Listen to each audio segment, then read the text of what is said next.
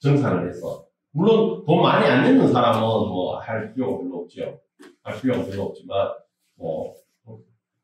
나 다 까고 나면 마이너스를 주니까.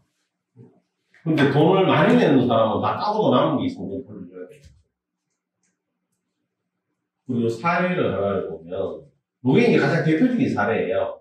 그러니까 요거는 내용이 뭔가 하면 지역주택조합에서 이행 불능권을 사전 변경으로 해제되었는지 여부가 문제되는 사건인데, 요거는 어지간해서는 이행 불능이나 사전 변경으로 인해서 돈을 내주라고는 안 한다는 이야기예요. 그건 무슨 이야기인가 하면은 지역주택조합은 제도 자체가 그렇게 돼 있다는 거죠. 제도 자체가 처음에 뭐 땅을 다 사놓고 사업하는 것도 아니고 처음에 조합원을 넣은 취지의 판례가 있어요. 그래서 여기에 보면 내용이 뭐라고 되어 있냐면 이제 원심 판결 이유와 기록을 보면 다음과 같은 사실을 알 수 있다. 피고는 조합이죠. 피고는 고양이네. 고양시 일원에서 이 사건 아파트를 신축하여 조합원들에게 공급하는 이 사건 사업 시행을 목적으로 하는 지역주택조합이다. 피고가. 원고들은 2018년 8월 25일부터 2018년 9월 14일까지 아예 탄현역 지역주택조합이네요. 탄현역 지역주택조합 추진위원회와 이 사건과 조합 가입 계약을 체결하고 그 무렵에 위 추진위원회에 조합원 분담 등으로 각 7천만 원씩 납입을 했다. 이 경우에 이제 7천만 원씩 냈잖아요. 피고는 2020년 7월 13일 날 지역주택조합 설립 인가 신청을 하여 2020년 9월 29일 고양시장으로부터 지역주택조합 설립 인가를 받았다. 자, 그러면 여기 보면은 이 원고들은 2018년 8월부터 조합원 모집했잖아요. 그럼 2020년 7월에 설립인가 신청해서 한 2년 걸렸죠, 그죠? 그럼 2년 걸렸으니까 좀 전에 조합원 자격을 우리가 여기에 반영을 하면 이게 2018년도에는 내가 집이 2개 있더라도 여기 2020년 7월 13일부터 이때 기준으로 해가지고는 내가 그게 만약에 6개월 이제 하면 2020년 1월이잖아요. 2020년 1월 달에 나는 무주택이거나 집이 하나만 있으면 지역주택조합원이 되는 건 상관이 없거든요. 그러니까 뭐 아파트가 2개 있다 하더라도 누가 지역주택조합 가입하라고 하면 가서 조합 설립인가 언제쯤 이렇게 한번 보고 나중에 시간이 많이 남아 있으면 그 중에 하나를 판다고 생각하고 가입해도 된다는 얘기죠. 그리고 이제 7월 13일 조합 설립인가 9월에 조합인가를 받았다. 이 사건 아파트는 당초에 전용 면적을 49평방미터와 59평방미터와의 신축 계획이었으나 사업계획 변경으로 전용 면적이 70 및 84평방미터로 변경이 되었다. 이에 따라 원고들이 부담해야 될 조합원 분담금은 약 2배로 증가하게 된다. 이렇게 된 겁니다. 그럼 보통 이제 조합원들은 뭐라고 생각하느냐? 나는 49평이나 59평미터 가지고 있는데, 거수가 없어졌어. 그래서 나는 원래 장계획이 이만큼 내려고 했는데, 이렇게 되니까 2배로 추가 분담금하고 포함해가지고 2배가 되버렸는데, 나는 안 할래. 그럼 법에서 뭐라고 하느냐? 2배 됐다고 해서 못 도망간다는 이야기예요. 왜? 지역주택조합은 원래부터 인허가 과정에서 이렇게 발생할 수도 있다는 이야기죠. 그건 지금 내가 보기엔 이게 평수가 늘었잖아요. 아마 이게 인구 배정이나 이런 것 때문에 이렇게 됐지 않나 싶어요. 이게 보니까. 그러니까, 원래 조합원들이 49, 59, 일로 들어갈 사람들이 많았는데, 조합원들이 원해서 이렇게 바뀌지는 않을 것 같고, 인허가 과정에서 인구 배정이나 이런 거 하면은 아파트를 지으면서 용적률 안에 인구가 몇 명 정도까지 가능하고 이렇게 결정되면은 이게 평수가 넓어지는 수도 생기거든요.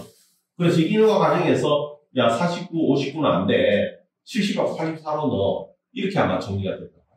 이제 이렇게 정리되고 나니까 이제 부담금이 2배로 되니까 결국은 여기서 이제 조합원들이 나는 돈 그렇게 하고는 안 해. 왜 그렇게 2배까지 올랐는데 나보고 돈 내라 해. 나 해야 하겠어. 이렇게 돼요. 그래서 이렇게 보면은 판결 여기에 보면 주택법상 지역주택조합은 통상 지역주택조합 설립 전에 이미 미리 조합원을 모집하면서 부담금으로 사업부지를 매수하거나 사용 승낙을 받고 그 이후에 조합 설립 인가를 받아서 추가적으로 소유권을 확보하고 사업 승인을 얻어서 아파트 등 주택을 건축하는 방식으로 진행되므로 진행 과정에서 조합원의 모집, 재정의 확보, 토지 매입 작업 등 사업의 승패를 좌우하는 여러 변수에 따라서 최초 사업 계획이 변경되는 등 이런 사항이 발생할 수 있다. 그러니까 지역주택조합은 다 이렇게 가는 거다. 그러니까 조합원들이 그래요. 대부분 와가지고 사기당했다고. 왜 사기당했냐 했더니, 처음에 이런 설명 안 해가지고 나중에 왔더니 땅값 올라가고 못 올라가고 추가 분담금 이만큼 됐으니까 이거 완전히 쏘갔다 이렇게 이야기 하거든요. 그럼 법에서 뭐라고 하면 이렇게 이야기해요. 원래 지역주택조합은 이렇게 생겨먹었다고. 아니, 난 몰랐는데요. 그럼 네가 공부 안 해서 그런 거지. 인터넷에 보면 다 나오는 거고. 그럼 내가, 그러니까 이 자본주의잖아요. 자본주의는 자기가 열심히 공부해서 노력 안 받고 가져가는 거고, 내가 공부하면 내가 멍청해서 다 하겠으면, 그럼 그거대로 끝나는 거지. 그걸 굳이 안 해준다. 그래서 대부분의 경우에, 재판 가서 판사님은, 나는 몰라가지고 뭐 당했어요. 그러면 판사가 뭐라 그러나, 네가 몰랐으니까 그건 네 잘못이다. 이렇게 하고 끝나는 거죠. 그러니까 이 자본주의는 아무도 본인을 케어를 안 해줘요. 각자가 알아서 투자하는 거를 각자가 내가 재건축으로 가는 게 나은지, 재개발로 가는 게 나은지, 지역주택조합으로 가는 게 나은지, 아니면 아파트를 만들어 놓은 걸 사가가는 게 나은지는 지가 판단해야 되는 거야. 그럼 내가 나는 지역주택조합에 너 조금 넣고 어떻게 하면 싸게 한번 가져가 볼래라고 하면 자기가 공부해서 가라는 이야기지 누가 공부를 안 시켜준다는 이야기죠. 그런 이야기예요. 이 뜻이 그 뜻이야. 지역주택조합은 법적으로 이렇게 돼 있다는 이야기예요.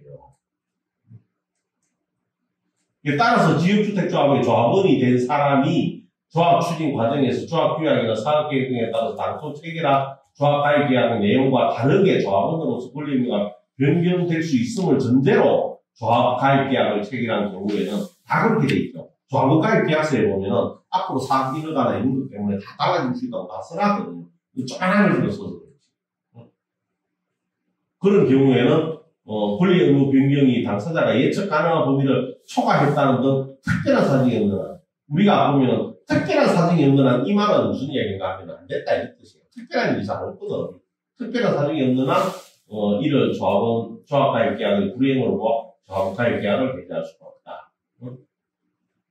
각등이 을지역주택조합 인가전 을조합 추진위원회와 조합 가입 계약을 체결하고 조합원 부담금의 일부를 납부하였는데 을조합 설립 인가 후에 사업계획 변경으로 조합원들에게 공급하는 아파트 전용 면적이 대폭 넓어져서 조합원 부담금이 2배로 증가하자 을조합을 상대로 이행불능 또는 사정 변경을 이유로 취소한다며 납입한 조합원 부담금의 반환을 구한 사안에서 조합 가입 계약서 및 조합 규약에 건설 예정 아파트의 세대수, 주택 평형 등의 변경 또는 추가 부담금 발생 가능성이 명시되어 있고 지역주택조합의 특성상 사업 추진 과정에서 최초 사업계획이 변경되는 등의 사정이 발생할 수 있어 각등 또 조합 가입 계약을 체결하면서 향후 사업계획과 조합분담금이 변경 조정될 수 있음을 인지하고 이에 이의를 제기하지 않겠다는 취지의 서약 등의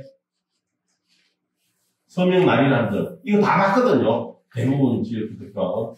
그리고 을조합의 조합은 총에서 공급되는 아파트 수용 면적을 넓게 변경하는 사업계획 변경에 관하여 승인 결의를 한 점에 비추어 보면 각등이 단초 공급받기로 한 아파트의 전용 면적이 넓게 변경이 되고 이에 따라서 조합 분담금이 증가되었다는 사정만으로 각등에 대한 을조합의 아파트 공급이 불가능하게 되었다고 볼 수가 없고 조합 가입 계약 당시 각등이 사업계획 변경을 예측할 수 없었다거나 변경 정도가 예측 기준을 초과한다고 보이지 않으며 사업계획 변경이 조합원인 각등에게 책임 없는 사유로 발생하여 조합 가입 계약의 내용대로 구성력이 인정된다면 신입식의 현재의 발언의 경우가 생긴다. 보기 어려운데도 이와 다른 이유를 들어 각등이 을조합의 이행불능 또는 사정변경을 이유로 조합가입이 해제되었다고 원심 판단에는 법리 오해이 있어 잘못되었다. 그러니까 이제 이건 뭔가 하면 지금 이제 고등법원에서는 서울고등법원에서는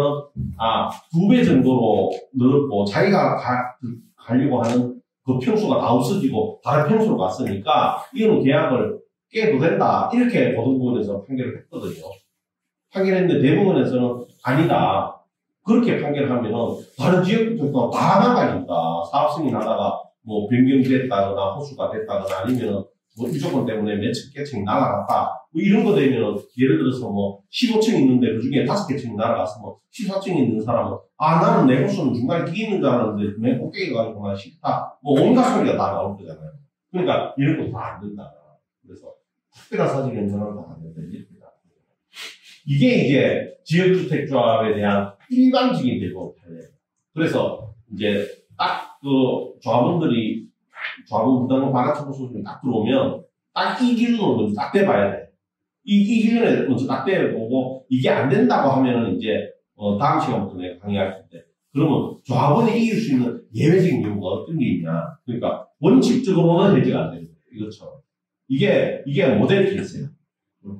랜드마크 케이스. 그러니까 원칙적으로 조합원 분담금에 대한 소송은 이 판결의 취지에 따라서 판결을 해요. 이름에도 불구하고 승소해 있는 사례들이 나와요. 그건 이제 예외적으로 승소하는 거예요. 예외적으로. 뭐 예를 들어서 뭐 조합원들 할 때 토지 소유권 확보 안 됐는데 됐다고 거짓말입니다. 거짓말입니다. 아니면 추가 분담금이 없다고 따로 보장 증서를 썼다든지. 아니면은 뭐 조합원 자격 자체가 없다든지. 뭐 이런 여러 가지 몇 가지의 유형들이 있거든요. 그래서 다음 강의는 요거는 오늘 원칙적인 유형으로 제가 설명을 드렸고 다음 강의 때는 예외적인 사항에 대해서 돈을 이제 조합원들이 돈을 돌려받을 수 있는 예외적인 경우에 대해서 제가 설명을 드립니다. 네, 오늘 수고하셨습니다. 고맙습니다.